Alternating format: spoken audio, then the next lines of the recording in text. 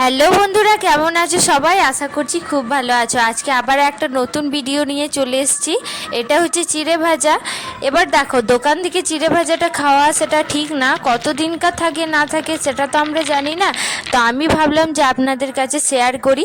তবে এই চিড়ে ভাজাতে আমি কারি পাতা ইউজ করছি না, কারি পাতা অ্যাভেলেবেল ছিল না, সেই জন্য। তো এখানে নিয়েছি বাদাম। এই বাদামগুলো না কাঁচা বাদাম আছে, তো আপনারা এমনি নর্মাল বাদাম ইউজ করতে পারেন। তো আমি এখানে কাঁচা বাদামটাকে ছাড়িয়ে নিয়ে ভালোভাবে পরিষ্কার করে এটা আমি সাদা তেলে ভেজে নেব। হালকা ভাজবো, লাল বেশি ভাজবো না। এবার এর মধ্যে পরিমাণ মতো লবণ দিয়ে দেব, তারই সাথে দেব কটা শুকনো লঙ্কা আর একটা কাঁচা লঙ্কা, সেটা আমি দুভাগ করে নিয়েছি।